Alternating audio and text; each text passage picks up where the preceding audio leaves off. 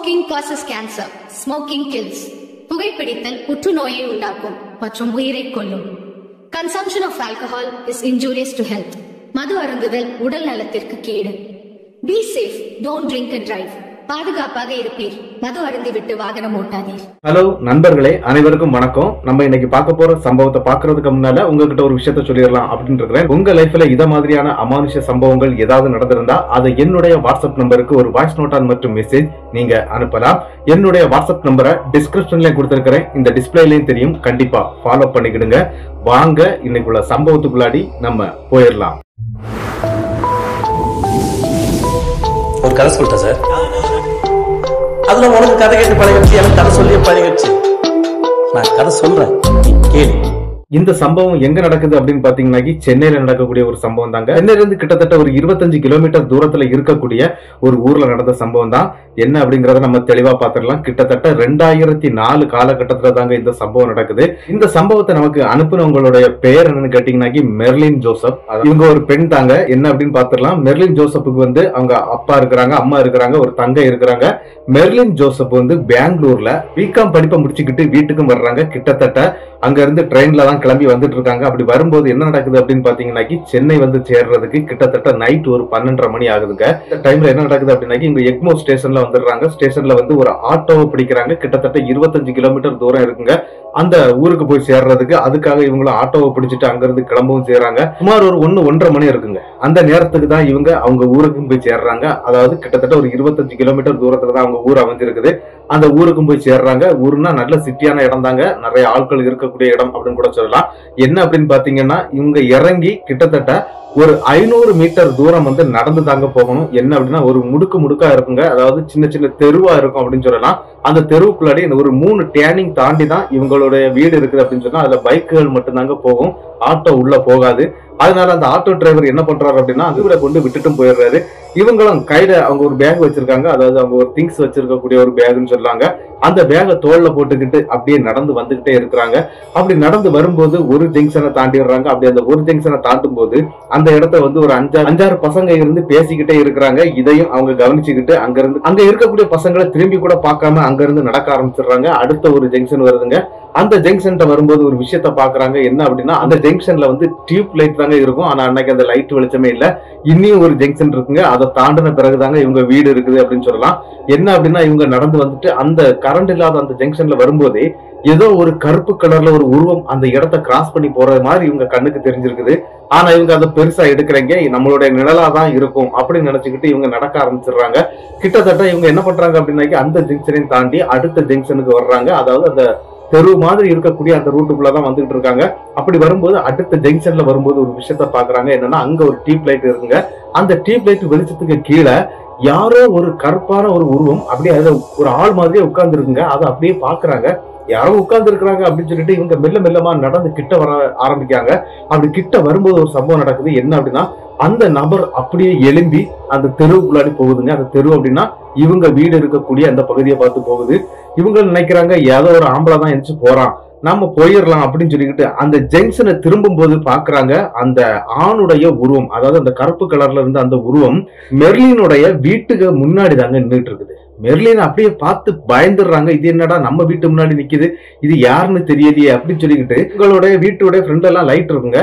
அந்த லைட் வெளிச்சத்துல கூட அந்த நபருடைய முகம் தெரியவே இல்லைங்க. இவங்களுக்கு என்ன நடக்குதுன்னே தெரியல. கொஞ்ச நேரமாட்டும் அதுல நிக்கிறாங்க. அந்த தெருவுல நின்னுகிட்டே அந்த இடத்துல மெர்லின் வந்து அப்பா அப்பான்னு சொல்லி கத்துறாங்க, அம்மா அம்மான்னு கத்துறாங்க. ஆனா என்ன நடந்துச்சு அப்படின்னு பாத்தீங்கன்னா மெர்லின் வர்றது இவங்களுக்கு யாருக்குமே தெரியாதுங்க. இவங்க சர்ப்ரைஸாட்டு வந்து நிக்கணும் அப்படிங்கிற ஒரு எண்ணத்துல தாங்க வந்துட்டு இருக்காங்க. ஆனா அவங்களுக்கு நடந்த சர்ப்ரைஸ் வந்து அதை விட பெரிய ஒரு விஷயமா இருந்தது. என்ன அப்படின்னா அந்த இடத்துல வரும்போது அந்த உருவத்தை பார்த்துக்கிட்டு அப்பா அப்பான்னு வெளியின்னு கத்துறாங்க, அம்மா அம்மான்னு கத்துறாங்க. ஆனா அந்த இடத்துல இருந்து, அதாவது அவங்க வீட்டுல இருந்து யாருமே எழுப்பி வெளியே வர்றீங்க. இவங்களுக்கு பயம் ஜாஸ்தி ஆகுது. அந்த உருவம் வந்து இவங்க வீட்டுடைய வாசல்லே அப்படியே யாருக்காகவோ காத்துக்கிட்டு நிக்கிறது மாதிரியே நின்றுகிட்டு இருக்குங்க. இவங்களுக்கு என்ன செய்யணும்னே புரியல. அந்த இடத்துல நின்றுட்டு இருக்கும்போது இவங்க வீட்டை தாண்டி ஒரு 2 வீடு தாண்டி இருக்கக்கூடிய அந்த நபர் வந்து சென்னையில வந்து ரோட்டு கடை போட்டிருப்பாங்க. அந்த ரோட்டு கடையை முடிச்சுக்கிட்டு கிட்டத்தட்ட மணி வந்து ஒரு 1:30 மணிக்கு தாங்க அவங்க அங்க வர்றாங்க. அதாவது அவங்க ஹஸ்பண்ட் அண்ட் ஒய்ஃப் 2 பேரும் வந்துட்டு இருக்காங்க. அவங்க ஒரு பைக்ல தான் வந்துட்டு இருக்காங்க. அவங்க அப்படி உள்ள வரும்போது நம்மளுடைய அந்த மெர்லினை பாக்குறாங்க. என்னமா வெளியே இருந்து கத்திட்டு இருக்கிற, என்ன ஆச்சு அப்படின்னு சொல்லிட்டு அந்த லைட் வெளிச்சத்துல பார்க்கும்போது அந்த உருவம் அங்க இல்லைங்க. இந்த இடத்துல நடக்கக்கூடிய சம்பவத்தை அந்த இடத்துல அப்படி சொல்லலாம்னு நினைக்கும் போது ஏதாவது நம்மள தப்பா நினைப்பாங்களோ அப்படின்னு சொல்லிக்கிட்டு ஒண்ணு இல்லண்ணே, இப்பதான் வந்தேன், அப்பாவுக்கு ஒரு சர்ப்ரைஸ் கொடுக்கலாம் அப்படின்னு சொல்லி தான் நினைச்சிட்டு இருக்கிறேன், அதுக்காக தான் வெளியே இருந்து கூப்பிட்டுட்டே இருக்கிறேன், ஆனா அவங்க யாருமே கதவை திறக்கல அப்படின்னு சொல்லிக்கிட்டு அந்த நபர்கிட்ட இவங்களும் எடுத்து சொல்றாங்க. ஒண்ணு இல்லம்மா, நீ வீட்டுக்குள்ள போ, கதவை தட்டு அப்படின்னு சொல்லிட்டு ஹார்னிங் பெல்ல அடிக்க சொல்றாங்க. அதே மாதிரி மெர்லினும் ஹார்னிங் பெல்ல அடிச்ச உடனே அவங்க அப்பா அம்மா வந்து கதவையும் திறக்கிறாங்க. உடனே என்ன நடக்குது அப்படின்னா, ஏமா இந்த நேரத்துல இப்படி வந்து நிக்கிற, ஒரு வார்த்தை சொல்லியிருந்தா நான் ரயில்வே ஸ்டேஷனுக்கே வந்திருப்பேன் இல்லையா அப்படிங்கிற மாதிரி அவங்க அப்பாவும் திட்டுறாரு. இல்லப்பா, உங்களுக்கு ஒரு சர்ப்ரைஸ் கொடுக்கலாம் அப்படின்னு சொல்லிட்டு தான் நான் வந்தேன், ஆனா இப்படி ஆயிடுச்சு அப்படிங்கிற மாதிரி பேசுறாங்க. சரி, அந்த பக்கத்து வீட்டுக்காரர் அவரும் அவங்க வீட்டுக்கு போயிடுறாங்க. அவங்க ஹஸ்பண்ட் அண்ட் ஒய்ஃப் இருந்திருக்காங்க, அவங்க 2 பேரும் போயிடுறாங்க. இவங்களும் வீட்டுக்குள்ள போய் கதவை லாக் பண்ணிடுறாங்க. கிட்டத்தட்ட ரொம்ப களைப்போட வந்திருக்காங்க. அது ரொம்ப யாத்திரை பண்ணி வந்திருக்கிறதுனால இவங்க என்ன பண்றாங்க அப்படின்னா, ஓடி போய் அவங்களுடைய ரூம் இருக்குங்க, அதுல பெட் எல்லாம் போட்டிருக்கு. அந்த பெட்ல போய் அப்படியே அவங்க கொண்டு வந்த அந்த சைடு பேகை மட்டும் அங்க வச்சுக்கிட்டு இவங்க அந்த பெட்லேயே டக்குன்னு படுத்துடுறாங்க. படுத்து கிட்டத்தட்ட ஒரு 10 நிமிஷம் தாங்க ஆகும். அந்த டைம்ல அவங்க அம்மா வந்து இவங்க பக்கத்துல வந்து படுக்கிறாங்க. என்ன அப்படின்னா, கெட்டி பிடிச்சு வச்சுட்டு அப்படி படுத்து கிடக்குறாங்க. ரொம்ப நாளைக்கு அப்புறம் நம்ம வந்திருக்கிறோம், அதனால அம்மா வந்து நம்மள கெட்டி பிடிச்சு படுத்து கிடக்குறாங்க அப்படிங்கிற மாதிரி யோசிச்சுக்கிட்டு அப்படியே இருக்கும்போது அவங்களுக்கு ஒரு ஸ்மெல் அடிக்குதுங்க. என்ன ஸ்மெல் அப்படின்னு கேட்டீங்கன்னா, இந்த பெட்ரோல், அதுக்கப்புறம் டீசல், அதுக்கு பிறகு ரத்தம்ங்க, அதாவது பிளட்டுங்க. இந்த 3ம் கலந்தா இந்த ஆக்சிடென்ட் ஆன இடத்துல வந்து இந்த மாதிரி அந்த ஒரு ஸ்மெல் வர்றதுடைய வழக்கம் தாங்க. அதாவது இந்த 3 கலவையும் கலக்கும் போது ஒரு ஸ்மெல் அடிக்கும். அது இந்த ஆக்சிடென்ட் ஆன இடத்துல வந்து நம்ம யாராவது நின்று அந்த விபத்தை பார்க்கக்கூடியவங்களுக்கு இந்த ஸ்மெல் கண்டிப்பா தெரியுங்க. அந்த மாதிரியான ஒரு ஸ்மெல் தாங்க அடிக்குது. என்னடா இந்த மாதிரி நாடுறதே அப்படின்னு சொல்லிக்கிட்டு இவங்க என்ன பண்றாங்க அப்படின்னா, அவங்க போட்டுட்டு வந்த ட்ரெஸ்ஸோட தான் படுத்து கிடக்குறாங்க. அந்த ட்ரெஸ்ஸை வந்து அப்படி மோந்து பாக்குறாங்க. அப்படி மோந்து பார்க்கும்போது அவங்க ட்ரெஸ்ல தாங்க அந்த ஸ்மெல் வருது. சரி, நம்ம வந்து குளிக்காம படுத்துறோம், அதாவது மேலாவது குளிச்சுட்டு படுத்துருக்கணும், நம்ம இப்படி வந்து படுத்ததே தப்பு அப்படின்னு நினைச்சுக்கிட்டு என்ன பண்றாங்க அப்படின்னா, அவங்க அம்மா வந்து தூங்கிட்டே இருக்கிறாங்க. அவங்க எழும்பிடக்கூடாது அப்படின்னு நினைச்சுக்கிட்டு இவங்க என்ன பண்றாங்க அப்படின்னா, இறங்கி போய் அந்த பாத்ரூமுக்குள்ள போய் அவங்க அந்த ட்ரெஸ்ஸை மாத்தி மேலும் குளிக்கிறாங்க. கிட்டத்தட்ட நைட்டு ஒரு 2-2:15 மணிக்கு தாங்க இது நடக்குது. அதுக்கு பிறகு வந்து வேற ட்ரெஸ்ஸை மாத்திக்கிட்டு வந்து இவங்க படுக்கவும் செய்திடுறாங்க. அப்படி படுத்து கிடக்குறாங்க. பக்கத்துல வந்து அம்மா அந்த பக்கமா திரும்பி படுத்திருக்காங்க. ஒரு 0 வால்ட் பல்ப் வெளிச்சம் தாங்க அங்க இருக்குது. அதுக்கு பிறகு என்ன அப்படின்னா, அந்த பாத்ரூம் லைட் போட்டாங்க இல்லையா, இந்த வெளிச்சம் தான், மற்ற மாதிரி இவங்க ரூம் லைட் எதுவும் போடாம தான் இதான் பண்ணியிருக்கிறாங்க. சரின்னு சொல்லிட்டு வந்து மறுபடியும் படுக்கிறாங்க. மறுபடியும் படுத்த உடனே இவங்களுக்கு மறுபடியும் அதே ஸ்மெல் அடிக்க ஆரம்பிக்குதுங்க. என்ன அப்படின்னா, அந்த ரத்த வாடை கலந்த அந்த பெட்ரோல் டீசல் சேர்ந்த அந்த ஒரு நாற்றம் வந்து இவங்க உடம்புல மறுபடியும் அடிக்குதுங்க. இதனடா இப்பதான்டா நம்ம குளிச்சுட்டு வந்தோம், மறுபடியும் எப்படி அந்த ஸ்மெல் அடிக்குது அப்படின்னு சொல்லிக்கிட்டு அம்மா அம்மா அப்படின்னு சொல்லிக்கிட்டு பக்கத்துல கைய வச்சிருக்காங்க. அப்படி பக்கத்துல கைய வச்சு பார்க்கும்போது அவங்க அம்மா அங்க இல்லைங்க. எங்க போனாங்க அம்மா அப்படின்னு சொல்லிக்கிட்டு திரும்பி பார்க்கும்போது அவங்க அம்மா அந்த ரூம்லயே இல்லைங்க. இவங்களுக்கு ஒரு அதிர்ச்சியா இருக்குது. இப்பதானே படுத்திருந்தாங்க, நம்மள கெட்டி எல்லாம் பிடிச்சி வச்சுட்டு படுத்திருந்தாங்க, அதுக்கடங்க எப்படி போறாங்க, நான் முழிச்சுதானே இருக்கிறேன் அப்படிங்கிற ஒரு எண்ணத்துக்கும் வர்றாங்க நம்மளுடைய மெர்லின். என்ன பண்றாங்க அப்படின்னா, பாத்ரூமுக்கு போயிருப்பாங்களோ அப்படின்னா நம்மள கிராஸ் பண்ணி தான் போகணும். ஏன்னா அவங்க மின் சைட்ல தான் அந்த பாத்ரூமுடைய டோர் இருக்குது. ஆனா இவங்க அந்த மாதிரி போகல. ஒருவேளை அப்பா ரூமுக்கு போயிருப்பாரோ, ஏன்னா இவங்க வந்து ரூமை வந்து ஓபன் பண்ணி தாங்க வச்சிருக்காங்க, டோர் வந்து லாக் பண்ணாங்க. ஒருவேளை அங்க போயிருப்பாங்களோ அப்படின்னு சொல்லி யோசிச்சுட்டே இருக்கும்போது அவங்களுடைய அந்த கிச்சன் பகுதியில வந்து இந்த பாத்திரம் உருட்டக்கூடிய சத்தம் கேட்குதுங்க. ஒருவேளை அம்மா கிச்சன் போயிட்டாங்க போல இருக்குது அப்படின்னு சொல்லிக்கிட்டு இவங்களும் படுக்க ஆரம்பிச்சிருக்காங்க. கிட்டத்தட்ட ஒரு 1/2 மணி நேரம் இவங்க தூக்கமே வரலைங்க, ஏதோ ஒரு டிஸ்டர்ப்லயே இருந்துட்டு இருக்காங்க அப்படின்னு சொல்லலாம். அந்த நேரத்துக்கு ஒரு சம்பவம் நடக்குது. என்ன அப்படின்னு பாத்தீங்கன்னா, அவங்க அப்பா ரூமுக்குள்ள இருந்து ஏதோ சத்தம் கேட்குது. என்னடா சத்தம் கேட்குது அப்படின்னு சொல்லிக்கிட்டு இவங்களும் எழும்பி அவங்க அப்பா ரூமுக்கு பக்கத்துல போறாங்க. என்ன சத்தம்னா, அவங்க அப்பாவும் அம்மாவும் சண்டை போட்டுட்டு இருக்கிற மாதிரி ஒரு சத்தம் கேட்குது. அப்ப அந்த ஏன் இவங்க இப்படி நைட்ல சத்தம் போடுவாங்க, இது மாதிரி ஒரு நாள் சண்டை போட மாட்டாங்களே, ரொம்ப பாசமானவங்களாச்சே அப்படின்னு நினைச்சுக்கிட்டு இவங்க அந்த கதவையும் தட்டுறாங்க. அதாவது அவங்களுடைய பெட்ரூம் கதவை. அப்படி கதவை தட்டும் போது அந்த இடத்துல அவங்க அப்பா தாங்க வந்து ஓபன் பண்றாரு. என்னம்மா நீ தூங்கலையா அப்படின்னு சொல்லிட்டு கேட்கும்போது, எதுக்குப்பா நீங்க இப்படி கத்திக்கிட்டே இருக்கிறீங்க அம்மா கிட்ட அப்படிங்கிற மாதிரி அந்த இடத்துல மெர்லினும் கேட்கறாங்க. இதை கேட்டோன்னு, யாரு கத்துனா, யாருமே கத்தலையே, உங்க அம்மா என்ன தூங்கிட்டு இருக்கா, நானும் என்ன தூங்கிட்டு இருக்கேன் அப்படின்னு சொன்னோன்னே இவங்களுக்கு ஒரு தூக்கி வரி போட்டுருது. என்னப்பா இப்பதானே அம்மா வந்து படுத்தாங்க அப்படின்னு. இல்லம்மா, வந்த நேரத்துல அம்மா இங்கதான் படுத்துட்டு இருக்கா, ஏன்னா உனக்கு வந்து ஃபேன் காத்து வேணும், எங்களுக்கு காத்து தேவையில்லை, அதனால அவளுக்கு உடம்பு சரியில்லாம ஆயிடும், அதாவது ஃபேன் போட்டாங்கன்னா அவங்களுக்கு உடம்பு சரியில்லாம ஆயிடும், அதனாலதான் அவ இங்க படுத்திருக்கிறா, நீ வந்து ஃபேன் போட்டுட்டு படுத்திருப்ப, அதனாலதான் அம்மா இங்க படுத்திருக்காங்க அப்படிங்கிற மாதிரி எல்லாம் எடுத்து சொல்றாங்க. இவங்களுக்கு ஒரு அதிர்ச்சிங்க. என்ன அப்படின்னு பாத்தீங்கன்னா இந்த மாதிரி ஒரு சம்பவம் அந்த ரூமுக்குள்ள நடந்து முடிஞ்சிருக்குது. இது இவங்க அப்பா கிட்ட எப்படி சொல்றது, இது நமக்கு கனவாட்டு நடந்துதா, நம்ம தூங்குனமா எந்திரிச்சோமா அப்படின்ட்டு ஒரு குழப்பத்துக்குள்ள போயிடுறாங்க நம்ம மெர்லின்.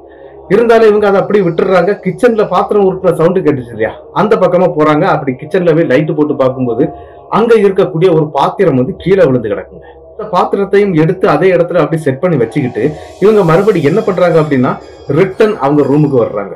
ரூமுக்கு வந்தவங்களுக்கு மறுபடியும் அதே ஸ்மெல் அடிக்க ஆரம்பிக்குதுங்க. என்ன அப்படின்னா அந்த பெட்ரோல், டீசல், அதுக்கு பிறகு அந்த ரத்த வாடைங்க. இந்த மூன்றும் கலந்து அந்த ஸ்மெல் வந்து அந்த வீட்டுக்குள்ள அடிச்சுக்கிட்டே இருக்குது.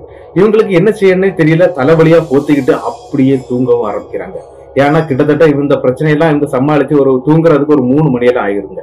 அதுக்கு பிறகு என்ன பண்றாங்கன்னா காலையில விடிஞ்சிருது. விடிஞ்ச உடனே அவங்க அப்பா கிட்ட அம்மா கிட்ட இந்த விஷயத்த சொல்லலாமா, இல்ல நமக்கு கனவாதான் நடந்துச்சா அப்படிங்கிற ஒரு எண்ணத்திலேயே இருந்துட்டே இருக்கிறாங்க. இதை பத்தி சொல்லவே இல்லைங்க. சரி நம்ம புறவை பார்த்துக்கலாம், வண்டியில வந்ததுனால இந்த மாதிரி எல்லாம் இருக்கும். அதாவது ஃபர்ஸ்ட் ட்ரெயின்ல வந்திருக்காங்க, அதுக்கு முன்னால பஸ்ல வந்திருப்பாங்க, ஆட்டோல வந்திருக்காங்க. இந்த மாதிரி எல்லாம் வந்ததுனால அந்த ஸ்மெல் எல்லாம் நம்ம உடம்புல, அதாவது இந்த ட்ரெஸ்ல கூட இருந்துட்டு தான் இருந்துச்சு. அதனால அந்த ஸ்மெல் நம்ம ரூமுக்குள்ள ஃபுல்லாவே இருந்துட்டு இருக்கும். அதனாலதான் நமக்கு அப்படியே அடிச்சிருக்குது. அதாவது அந்த மாதிரி நமக்கு ஸ்மெல் வந்திருக்குது அப்படிங்கறத புரிஞ்சுக்கிட்ட மெர்லின் என்ன பண்றாங்க அப்படின்னா இந்த சம்பவத்தை அவங்க அப்பா அம்மா கிட்ட எதுவுமே சொல்லலைங்க. கிட்டத்தட்ட 2 நாள் ஆகுதுங்க. அதாவது அதுக்கு பிறகு அவங்க வீட்டுக்குள்ள எந்த பிரச்சனையும் நடக்கல. 2 நாளைக்கு பிறகுங்க என்ன அப்படின்னு பாத்தீங்கன்னா மெர்லினுக்கு ஒரு தங்கச்சி இருக்கிறாங்க. அவங்களும் பெங்களூர்ல தான் படிச்சுட்டு இருக்காங்க. இவங்களுடைய படிப்பு முடிஞ்சுதாங்க இவங்க வீட்டுக்கு வந்திருக்காங்க. என்னுடைய தங்கச்சிக்கு வந்து இவங்க வந்து லேண்ட்லைன்ல தாங்க அந்த காலேஜ்ல போன் பேசிட்டு இருப்பாங்க. அது எப்பமாவது ஒரு 10 நிமிஷம் தான் இவங்களுக்கு கிடைக்கும் அப்படின்னு கூட சொல்லலாம். அந்த டைம்ல பேசிக்கிடுவாங்க. அப்படி இவங்க போன் பேசிட்டு இருக்காங்க. கிட்டத்தட்ட நைட்டு ஒரு 8 மணிக்குங்க. இவங்க அப்பா அம்மா 2 பேருமே வெளியே போயிருக்கிறாங்க. அவங்க வந்து கிறிஸ்டின் மதத்தை தழுவக்கூடியவங்க அப்படிங்கறதுனால அன்னைக்கு சாயங்காலம் ஒரு பெரிய ஜெபம் அவங்க கோயில்ல வச்சிருக்காங்க, அதாவது சர்ச்சில். அந்த ஜெபத்துக்காக அவங்களும் போயிடுறாங்க. இவங்க என்ன பண்றாங்க அப்படின்னா வீட்டுல சிங்கிளா தாங்க இருந்துட்டு இருக்காங்க. அந்த நேரத்துல தங்கச்சி கிட்ட போன்ல பேசவும் செய்யறாங்க. அப்படி தங்கச்சி கிட்ட பேசிக்கிட்டே இருக்கும்போது தாங்க அவங்க ஒரு விஷயத்த கவனிக்கிறாங்க. என்ன அப்படின்னு பாத்தீங்கன்னா அவங்க வீட்டுடைய பீரோ கண்ணாடிங்க. அந்த பீரோக்கு பக்கத்துல இருக்கக்கூடிய மேசையில தான் இருந்து இவங்க போன் பேசிட்டு இருக்காங்க. அந்த கண்ணாடியை அவங்க ஒரு யதார்த்தமாட்டு திரும்பி பாக்குறாங்க. அப்படி திரும்பி பார்க்கும்போது தாங்க அங்க ஒரு சம்பவமே அவங்க பாக்குறாங்க. என்ன அப்படின்னா ஒரு ரத்த வெள்ளத்துல ஒரு நபர் வந்து அப்படியே நிக்கிறது தெரியுதுங்க. இதை பார்த்த உடனே இது யாருடா அப்படின்னு சொல்லிட்டு மறுபடி திரும்பி பார்க்கும்போது அந்த நபர் அங்க காணலைங்க. மறுபடியும் கண்ணாடியை பாக்குறாங்க. கண்ணாடியில எந்த உருவமும் தெரியலைங்க. இது நமக்கு தான் அப்படி தெரியுதோ அப்படின்னு சொல்லிக்கிட்டு ஒரு மன பயத்துல அந்த போனையும் கட் பண்ணிடுறாங்க. சரின்னு சொல்லிக்கிட்டு இவங்களுக்கு அந்த கிட்டத்தட்ட 8 மணி ஆகுதுங்க. பக்கத்து வீட்டுல எல்லாம் ஆட்கள் இருக்காங்க. ஆனா ரொம்ப அளவுல இவங்களுக்கு கூட அந்த கம்பெனி இல்லை அப்படின்னு சொல்லலாம். அதாவது அடுத்த வீட்டுல போய் பேசுற அந்த பழக்கம்லாம் இவங்கள்ட்ட இல்லைங்க. என்ன நடந்திருக்கு அப்படின்னா இவங்க வீட்டுக்குள்ளே இருந்துட்டு இருக்காங்க. கிட்டத்தட்ட மணி ஒரு 9:30 ஆகுதுங்க. அவங்க அப்பாவும் அம்மாவும் வந்து சேர்றாங்க. சரி அப்பா அம்மா கிட்ட இந்த விஷயத்த சொல்லலாமா வேண்டாமா அப்படிங்கிற ஒரு பயத்திலே தாங்க இருந்துட்டு இருக்காங்க. இருந்தாலும் இந்த விஷயத்த வந்து நம்ம அப்பா கிட்ட சொல்லிடலாம் அப்படிங்கிற மாதிரி நினைச்சுக்கிட்டு மெர்லினும் நினைக்கிறாங்க. சரி அப்பா கிட்ட சொல்றதுனால நம்ம அம்மா கிட்ட சொல்லி பார்ப்போம், அவங்க என்ன சொல்றாங்கன்னு கேட்டுக்கிட்டு அதுக்கு பிறகு அப்பா கிட்ட சொல்லலாம் அப்படின்னு சொல்லி 2வதாக அவங்க என்ன பண்றாங்க அப்படின்னா அவங்க அம்மா கிட்ட சொல்றாங்க. அம்மா நேத்துல இருந்து இந்த மாதிரி நம்ம வீட்டுக்குள்ள ஒரு பிரச்சனை நடந்துட்டே இருக்குது. நான் வந்த அன்னைக்கு நைட்டு கூட இந்த மாதிரி ஒரு சம்பவத்தை நம்ம வீட்டுக்கு வெளியிலேயே பார்த்தேன். அந்த ஜங்ஷன்லயும் பார்த்தேன், இந்த வீட்டுக்கு ஃப்ரண்ட்லயும் பார்த்தேன். அதுக்கு பிறகு அது நம்ம வீட்டுக்கு உள்ளேயும் இந்த மாதிரி எல்லாம் நான் பார்த்துட்டு இருக்கிறேன். இங்க என்ன நடந்துச்சு ஏது நடந்துச்சுன்னு தெரியல. யாராவது நமக்கு செய்வனை ஏதாவது வச்சிருப்பாங்களா, அதாவது இந்த சூனியம் எல்லாம் பண்ணுவாங்க இல்லையா, அந்த மாதிரி யாராவது பண்ணிருப்பாங்களோன்னு தெரியல. நீங்க ஏதாவது ஒண்ணு பாருங்கம்மா அப்படின்னு சொன்னோன்னா அவங்க அம்மா கக்க பக்கன்னு சிரிச்சிடுறாங்க. என்னடி சொல்ற, இந்த காலத்துல அது இந்த சிட்டிக்குள்ளாடி நமக்கு பேய் பிசாசு வரையா போகுது அப்படிங்கிற மாதிரி அவங்களும் ரொம்ப காமெடி பண்ணி சிரிக்கவும் ஆரம்பிச்சிடுறாங்க. இதை கேட்டவொன்னு நம்ம தெரியாம சொல்லிட்டோம் போல இருக்குது அப்படின்னு சொல்லிக்கிட்டு இவங்களும் சிரிச்சுக்கிட்டே அவங்க ரூமுக்குள்ள போயிடுறாங்க. கிட்டத்தட்ட அன்னைக்கு நைட்டு தாங்க இதை சொல்லி முடிக்கிறாங்க. அவங்க அப்பாவும் போய் தூங்க ஆரம்பிச்சிடுறாரு. இன்னைக்கு என் கூட படுமா அப்படின்னு சொல்லிக்கிட்டு அவங்க அம்மாவை கூப்பிடுறாங்க. அன்னைக்கு நான் ஃபேன் போட மாட்டேன், நீங்க என் கூட படுங்க அப்படின்னு சொன்ன உடனே அவங்க அம்மாவும் அன்னைக்கு சாப்பிட்டுக்கிட்டு நம்மளுடைய மெர்லின் கூட தாங்க அந்த ரூம்ல தூங்குறாங்க. அப்படி மெர்லின் கூட தூங்கும்போது ஒரு சம்பவம் நடக்குது. அவங்க அப்பா தனியா தான் தூங்கிட்டு இருக்கிறாரு. அவங்க அப்பாவுக்கு ஒரு பழக்கம் இருக்குங்க. அதாவது சாப்பிட்டு முடிஞ்சு கிட்டத்தட்ட அவர் இந்த கண்ணாடி போடக்கூடிய பழக்கம் இருக்குங்க, கண் கண்ணாடி. அந்த கண்ணாடியை போட்டுக்கிட்டு பைபிள் வாசிப்பாரு. அது மட்டும் இல்ல, ஏதாவது முக்கியமான விஷயம் இருந்ததுன்னா அது அவருடைய டைரியில எழுதி அந்த மேசையில வச்சிருப்பாருங்க, அவர் இருக்கக்கூடிய அந்த ரூமுக்குள்ளாடி. அப்படிதான் அவரு அன்னைக்கு போய் அந்த ரூமுக்குள்ளாடி இருந்து அவர் ஏதோ ஜெபம் எல்லாம் பண்ணிருக்கிறாரு. அதுக்கு பிறகு அந்த ஏதோ டைரியில எழுத வேண்டியதெல்லாம் எழுதிட்டு அவரும் தூங்க ஆரம்பிச்சிடுறாரு. மறுநாள் காலையில விடியுதுங்க. கிட்டத்தட்ட காலையில 6-6:30 மணினா எந்திரிச்சு வாக்கிங் போகக்கூடிய ஒரு பழக்கம் உண்டுங்க அவங்க அப்பாவுக்கு. ஆனா அன்னைக்கு அவங்க அப்பா எந்திக்கவே இல்லை. கதவு உள்பக்கம் லாக் பண்ணி இருக்குது. எவ்வளவு தட்டி பார்த்த பிறகும் அந்த கதவு திறக்கப்படலைங்க. ஏன்டா இவர் கதவு திறக்கல அப்படின்னு சொல்லிக்கிட்டு அந்த இடத்துல இவங்க நல்ல கதவை போட்டு நல்லா இடிச்சு திறந்து பாக்குறாங்க. ஆனா முடியலைங்க. பக்கத்துல இருக்கக்கூடிய ஆட்களை கூட்டிட்டு வந்தாங்க, அந்த கதவை ஓபன் பண்ணிருக்காங்க. அப்படி ஓபன் பண்ணி பார்க்கும்போது ஒரு சம்பவம் நடந்திருக்கு. என்ன அப்படின்னா, மெர்லினுடைய அப்பா ஜோசப்ங்க அவருடைய பெயர். அவர் இறந்து போயிட்டாரு. அவருடைய இறப்பு ஒரு ஹார்ட் அட்டாக்கான ஒரு மரணமா தாங்க இருந்திருக்குது. சரின்னு சொல்லிக்கிட்டு அதுக்கு பிறகு இவங்க தங்கையெல்லாம் பெங்களூர்ல இருந்து வர சொல்லி இந்த இறுதி சடங்குகளை எல்லாம் நடத்தி முடிக்கிறாங்க.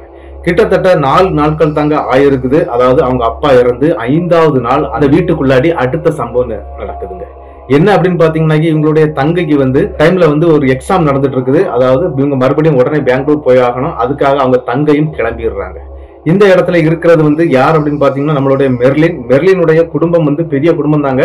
ஆனா அவங்க எல்லாருமே சொந்த ஊரான மதுரை பக்கம் இருக்கிறாங்க. அதனால அன்னைக்கு அந்த இறப்புக்கு வந்தவங்க அதோட முடிச்சுக்கிட்டு அங்கிருந்து கிளம்பிடுறாங்க. மெர்லின் மட்டும் தாங்க வீட்டுல இருந்துட்டு இருக்காங்க. என்ன நடக்குது அப்படின்னு பாத்தீங்கன்னா, மெர்லினுடைய அம்மா இருந்துட்டு இருக்காங்க. நைட்டு நேரம் கிட்டத்தட்ட ஒரு 12 மணி இருக்குங்க. அந்த நேரத்துக்கு தாங்க அந்த வீட்டுக்குள்ள ஒரு பெரிய சம்பவமே அரங்கேறுது. என்ன அப்படின்னு பாத்தீங்கன்னா, அந்த வீட்டுக்குள்ள இருக்கக்கூடிய மேசைங்க, அந்த மேசையில யாரோ உட்கார்ந்து இருந்து ஏதோ பண்ணிக்கிட்டு இருக்கிற மாதிரியான ஒரு பிம்பம் இவங்களுக்கு தெரியுது. அதாவது அவங்க அம்மா கூட பேசிக்கிட்டு இருக்கும்போது அப்பாதாமா அங்க இருக்கிறாரு அப்படின்னு சொல்லிக்கிட்டு டக்குன்னு திரும்பி பார்த்திருக்காங்க. ஆனா அந்த இடத்துல யாருமே இல்லைங்க. இன்னைக்கு நைட்டு அவங்க தூங்கவே இல்லைங்க. என்ன அப்படின்னா, அந்த மாதிரி கருப்பு கலர்ல உருவங்களும் அந்த வீட்டுக்குள்ளாடி தெரிய ஆரம்பிச்சிருக்குங்க. அது மட்டும் இல்ல, அந்த உருவம் ஏதோ சொல்ல வர்றது மாதிரி இவங்க யோசிக்கவும் ஆரம்பிச்சிருக்காங்க. என்ன அப்படின்னா, நம்ம கிட்ட ஏதோ கம்யூனிகேஷன் பண்ண போகுது அப்படிங்கிற மாதிரி நினைச்சிருக்கிறாங்க. ஆனா அங்க நடந்தது என்ன அப்படின்னு பாத்தீங்கன்னா, அந்த வீட்டுல இருக்கக்கூடிய மேசையை உடைச்சு போட்டிருக்குது. அதுக்கு பிறகு அந்த பெரியவர் யூஸ் பண்ணிட்டு, அதாவது இவங்க அப்பா யூஸ் பண்ணிட்டு இருந்தாரு இல்லையா கண்ணாடி, இந்த கண்ணாடி கீழே விழுந்து கிடக்குது. அது ஒரு டைரி இருக்குங்க. அந்த டைரி இருக்கக்கூடிய பேப்பர் எல்லாம் கிழிக்கப்பட்டிருக்குது. இந்த மாதிரி பல விஷயங்கள் அந்த வீட்டுக்குள்ளாடி நைட்டு நேரத்துல நடக்குங்க. இவங்க அம்மாவை கூட்டிட்டு போய் நம்மளுடைய மெர்லின் அவங்க ரூமுக்குள்ளே தூங்க ஆரம்பிச்சிடுறாங்க. வெளியில வரவே இல்லைங்க. மறுநாள் காலையில பார்க்கும்போது தாங்க இந்த சம்பவம் எல்லாம் தெரிய வருது. இவங்க என்ன பண்றாங்க அப்படின்னா, இது யார் பண்ணிருப்பா, எதுக்காக எப்படி பண்ணிருக்காங்க அப்படி இப்படின்னு சொல்லிட்டு இவங்களுக்குள்ளாடியே ஒரு கேள்வி கேட்டுட்டே இருக்காங்க. ஏதாவது திருட வந்திருப்பானா இருக்குமோ அப்படிங்கிற மாதிரி எல்லாம் யோசிக்கிறாங்க. ஆனா அவங்க கதவுகள் எதுவுமே ஓபன் பண்ணப்படல, அப்படிதான் இருந்துட்டு இருக்குது. அதனால திருடன் வர்றதுக்கு எந்த வாய்ப்புகளும் இல்லை அப்படிங்கறத தெரிஞ்சுக்கிட்டாங்க. இவங்களுக்கு ஏதோ ஒண்ணு நடக்குது அப்படிங்கிற விஷயத்த மறுபடியும் மெர்லின் அவங்க அம்மா கிட்ட சொல்றாங்க. அம்மா, இதுக்கு முன்னால நான் உங்ககிட்ட இந்த விஷயத்த சொன்னேன், நீங்க யாருமே கேட்கல. ஆனா இங்க ஏதோ நடந்துகிட்டு இருக்குது. நான் ஆல்ரெடி அப்பா இருக்கிறது மாதிரி நான் அந்த ரூமுக்குள்ள பார்த்தேன். அதுக்கப்புறம் நம்ம போய் தூங்க ஆரம்பிச்சிட்டோம். ஆனா அதுக்கு பிறகுதான் இதெல்லாம் நடந்திருக்குது. அதனால இங்க ஏதோ ஒண்ணு இருக்குதுமா அப்படிங்கிற மாதிரியும் மெர்லின் சொல்ல ஆரம்பிக்கிறாங்க. ஆனா மெர்லினுடைய அம்மா இதை அப்படி ஏத்துக்கிடவே இல்லைங்க. அப்படி ஒண்ணு கிடையவே கிடையாது. நம்ம இயேசு கிறிஸ்துவ வழிபட்டுட்டு இருக்கிறோம், நம்ம வீட்டுக்கெல்லாம் இதெல்லாம் வராது அப்படிங்கிற மாதிரி அடிச்சு பேசுறாங்க. சரிம்மா அப்படின்னு சொல்லிட்டு இவங்களும் விட்டுறாங்க. கிட்டத்தட்ட அன்னைக்கு நைட்டு தாங்க மெர்லினுடைய அம்மா ஒரு பெரிய ஒரு சம்பவத்தை அந்த வீட்டுக்குள்ள பாக்குறாங்க. என்ன அப்படின்னு பாத்தீங்கன்னா, கிட்டத்தட்ட 9:30 மணிக்கு இவங்க சாப்பிட்டுக்கிட்டு மெர்லினுடைய ரூம்ல தாங்க தூங்குறதுக்கு போறாங்க. அப்படி தூங்க போகும்போது மெர்லின் பாத்ரூம்ல குளிச்சிட்டு இருக்காங்க. இந்த இடத்துல அந்த கட்டில்ல ஒரு பெண் உட்கார்ந்து இருக்கிறது நல்லாவே தெரியுதுங்க மெர்லினுடைய அம்மாவுக்கு. அப்படி பாக்குறாங்க. சரி, நம்ம மக தான் உட்கார்ந்து இருக்கிறா அப்படின்னு சொல்லி பாத்துட்டே இருக்கும்போது அந்த பாத்ரூம் லைட் அப்படியே எரிஞ்சுட்டு இருக்குங்க. என்னடி பாத்ரூம்ல லைட்டை போட்டு வச்சுட்டு நீ இப்படி இருட்டுக்குள்ள உட்கார்ந்து இருக்கிற அப்படின்னு சொல்லிட்டு நேர போய் பாத்ரூம் லைட்டை வெளியே இருந்து ஆஃப் பண்ணலாங்க. அப்படி ஆஃப் பண்ணிருக்காங்க. அப்படி ஆஃப் பண்ணும்போது உள்ள இருந்து மெர்லின் கத்துறாங்க. என்ன அப்படின்னா, அம்மா லைட்டை போடுமா அப்படின்னு சொல்லிட்டு உள்ள இருந்து கத்துறாங்க. லைட்டை போடுன்னு சொன்னோன்னா இவங்க திரும்பி பாக்குறாங்க. எங்க அப்படின்னா, அந்த பெட்ல உட்கார்ந்து இருந்த அந்த பெண்ணுடைய உருவத்தை. அப்படி பார்க்கும்போது அது பெண்ணுடைய உருவம் இல்லைங்க, ஒரு ஆணுடைய உருவம் அப்படிங்கிறது தெரியுது. அந்த ஆணுடைய உருவம் அப்படியே எழும்பி நடந்து அந்த பெட்ரூமுடைய அந்த வாசல் பக்கம் போறதையும் பாக்குறாங்க. பயத்துடைய உச்சத்துக்கு போயிடுறாங்க மெர்லினுடைய அம்மா. லைட் ஆன் பண்ணிடுறாங்க. அவங்க டோரை திறந்து வெளியே வந்துடுறாங்க நம்மளுடைய மெர்லின். அப்படி வெளியே வந்தோடனே இவங்க அம்மாவுக்கு எதுவுமே சொல்ல முடியல, பேச முடியல. அப்படி திகைத்து போய் அப்படியே நிக்கிறாங்க. என்னமாச்சு அப்படின்னு சொல்லிக்கிட்டு இவங்களை பிடிச்சு அப்படி உழுக்க ஆரம்பிக்கிறாங்க நம்மளுடைய மெர்லின். ஆனா அவங்களால வாய் திறந்து எதுவுமே சொல்ல முடியலைங்க. என்ன ஆயிட்டு அப்படின்னு பாத்தீங்கன்னா, அவங்களுக்கு ஸ்ட்ரோக் வர மாதிரி ஆயிடுது. இருந்தாலும் அந்த இடத்துல இருந்து பக்கத்து வீட்டுக்கு சொல்லப்பட்டு அந்த நபர்கள் இவங்களை ஹாஸ்பிட்டல்லையும் அட்மிட் பண்ணிடுறாங்க. அப்படி அட்மிட் ஆன பிறகுதான் அங்க இருந்து கொஞ்சம் கொஞ்சம் பேச ஆரம்பிக்கிறாங்க. அதாவது கிட்டத்தட்ட 2-3 நாட்கள் போயிருதுங்க. அந்த உருவத்தை நானும் பார்த்தேம்மா, அது நம்ம வீட்டுக்குள்ளதான் இருக்குது, அது என்ன ஏதுன்னே தெரியல அப்படின்னு அவங்களும் சொல்றாங்க. சரிம்மா, நம்ம ஃபாதரை வச்சு இதை பாத்துடலாம் அப்படின்னு சொல்லிக்கிட்டு அவங்க அந்த சர்ச்சில் இருக்கக்கூடிய அந்த ஃபாதரை போய் பாக்குறாங்க நம்மளுடைய மெர்லின். பார்த்து இந்த விஷயங்களை எல்லாத்தையுமே சொல்றாங்க. அப்ப அவங்களும் சொல்றாங்க, கிட்டத்தட்ட ஒரு 4 நாள்ல உங்க வீட்டுல நம்ம ஒரு ஜெப கூட்டத்தை நடத்திடலாம். அதாவது ஒரு 10-12 ஃபாதர் வருவாங்க. கிட்டத்தட்ட ஒரு 20 பேருக்கு மேல இருப்பாங்க. அவங்க எல்லாருக்கும் நீங்க சாப்பாட்டுக்கு மட்டும் ரெடி பண்ணிருங்க அப்படிங்கிற மாதிரி அந்த ஃபாதர்னு சொல்லிடுறாரு. சரின்னு சொல்லிக்கிட்டு இவங்களும் ஹாஸ்பிட்டலை விட்டு வீட்டுக்கு வந்துடுறாங்க. இவங்களுக்கு கொஞ்சம் எல்லாமே கிளியர் ஆயிருது. அங்க வந்த உடனே அந்த ஃபாதர்கள் தாங்க அங்க ஒரு பெரிய சம்பவத்தை நிகழ்த்துறாங்க. என்ன அப்படின்னு பாத்தீங்கன்னா, அங்க வந்து ஜெப பூஜைகள்லாம் வந்து பயங்கரமா நடத்தப்படுது. கிட்டத்தட்ட ஒரு சாயங்கால நேரம் தொடங்கின அந்த ஜெபம் ஒரு 10-11 மணி வரைக்கும் போகுதுங்க. அப்படி போகும்போது தாங்க பெர்லினுடைய அம்மாவுடைய உடம்புல தாங்க ஒரு ஆன்மா வந்து இறங்குது. அது யாருடைய ஆன்மா அப்படின்னு பாத்தீங்கன்னா, பெர்லினுடைய அப்பாவுடைய ஆன்மா தாங்க. அப்படி வந்து இறங்கின ஆன்மா என்ன சொல்லுது அப்படின்னா, ஒரு சம்பவத்தை எடுத்து சொல்லுதுங்க. என்ன நடந்திருக்கு அப்படின்னா, இங்க வந்திருக்கக்கூடிய ஆன்மா வந்து வேற ஒரு ஆன்மா தான். அந்த ஆன்மா தான் தன்னையும் கொலை செய்ததாட்டு சொல்லுதுங்க. அதாவது கொலைனா பழி வாங்கி இருக்குது அப்படின்னு கூட சொல்லாங்க. அடுத்ததாட்டு யாரை டார்கெட் பண்ணிருக்கு அப்படின்னு பாத்தீங்கன்னா, அங்க வந்திருக்கக்கூடிய அந்த ஃபாதர், அதாவது சர்ச் ஃபாதர் இருக்கிறார் இல்லையா, அவர் தாங்க டார்கெட் பண்ணதாட்டு அந்த ஆன்மாவும் சொல்லுதுங்க. என்ன அப்படின்னா, ஜோசப்புடைய ஆன்மா தான் வந்து பேசிக்கிட்டு இருக்குது. சரிப்பா அந்த ஆன்மா எங்க அப்படின்னு சொல்லிக்கிட்டு அந்த இடத்துல ஃபாதரும் கேட்கிறாருங்க. சரி நீ விலகி போ, அந்த நபருடைய ஆன்மா கிட்ட நான் பேசணும் அப்படின்னு சொல்லிக்கிட்டு அந்த நபருடைய பெயர்கள்லாம் சொல்லப்படலைங்க. அதனாலதான் சொல்ல முடியாம இப்படி சொல்லிட்டு இருக்கிறேன்.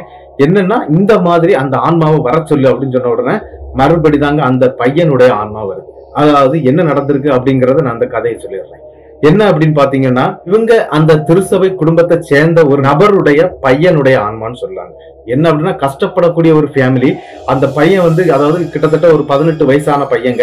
இந்த பையன் வந்து பைக் ஓட்டதுக்கு ஆசைப்பட்டிருக்கிறான். அப்படி பைக் ஓட்ட ஆசைப்பட்ட உடனே அவங்க அப்பா என்ன பண்ணிருக்காரு அப்படின்னா, 1 மாசம் அவனுக்கு ட்ரைனிங் கொடுத்திருக்காரு. அதாவது பைக் ஓட்டுறதுக்கான ட்ரைனிங் கொடுத்திருக்காரு. ட்ரைனிங் கொடுத்த பிறகு என்ன நடந்திருக்கு அப்படின்னா, எனக்கு ஒரு புது பைக் வாங்கி தாங்கப்பா அப்படின்னு சொல்லிட்டு பயங்கரமா அடம் பிடிச்சிருக்கான். இல்லைன்னா நான் காலேஜுக்கு போக மாட்டேன் அப்படின்லாம் சொல்லியிருக்கிறான்.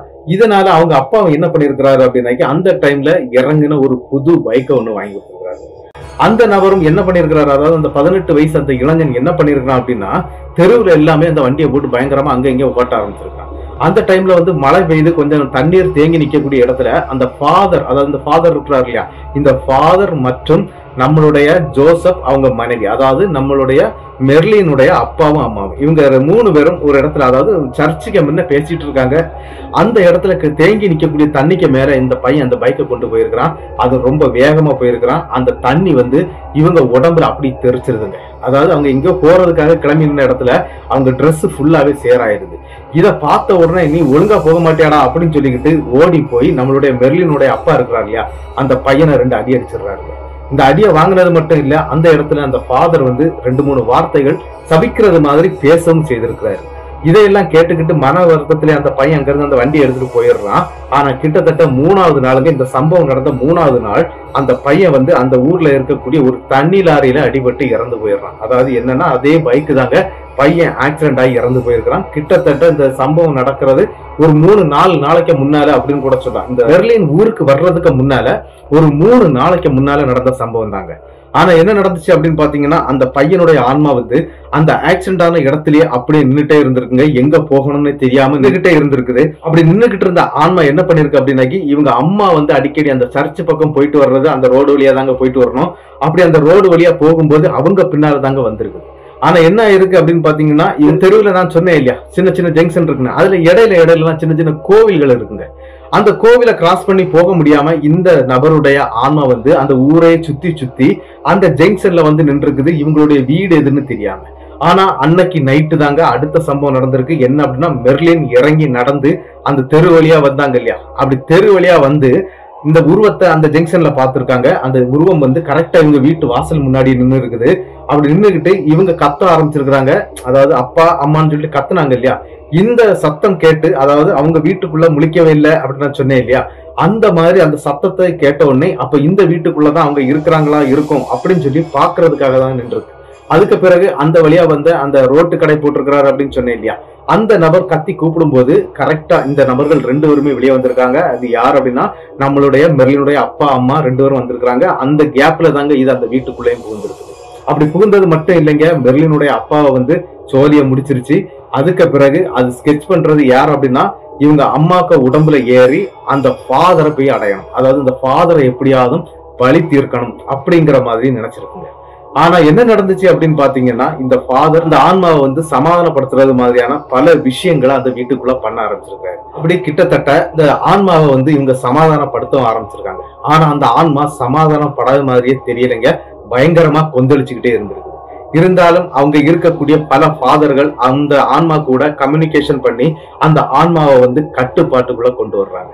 அப்படி கட்டுப்பாட்டுக்குள்ள கொண்டு வந்த உடனே இந்த ஃபாதரை நான் ஒண்ணும் செய்யாம இருக்கணும்னா நீங்க ஒரு பெரிய விஷயம் பண்ணணும் அப்படிங்கிற மாதிரி சொல்லப்படுது. என்ன அப்படின்னா, இந்த பையன் இறந்து போன அந்த பையனுடைய அப்பா அம்மா வந்து ரொம்ப கடப்பட்டு தாங்க அந்த பைக்கை வாங்கி கொடுத்துருக்காங்க. அது இல்லாம அந்த பைக்கை வாங்கி ஒரே மாசத்துல ஆக்சிடென்ட் ஆயிருது.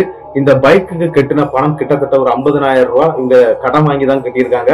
அந்த பணத்தையும் அந்த பைக்குக்காரன் திருப்பி கொடுக்கல. அந்த பணத்தை திருப்பி கொடுக்காதனால இவங்க ஆல்ரெடி கடன் வாங்கி கட்டி இருக்கிறதுனால அந்த கடைக்காரங்க இவங்களை இருக்க விடல அப்படின்னு கூட சொல்லலாம். அதாவது நான் கொஞ்சம் கொஞ்சமா தாரன் சொன்னப்புறம் இல்ல பைக் போயிடுச்சு, அதனால கண்டிப்பா பணத்தை கொண்டு வந்துரு அப்படின்னு சொல்லிக்கிட்டு அவங்களும் பெரிய ஒரு பிரச்சனை பண்ணிருக்காங்க. பைனான்ஸ்காரன் அவன் பைக்கையும் தூக்கிட்டு போயிடுறான். ஏன்னா இவங்க பாதி பணம் கடன் வாங்கி கட்டியிருக்காங்க, பாதி பணம் பைனான்ஸ் பண்ணிருக்காங்க.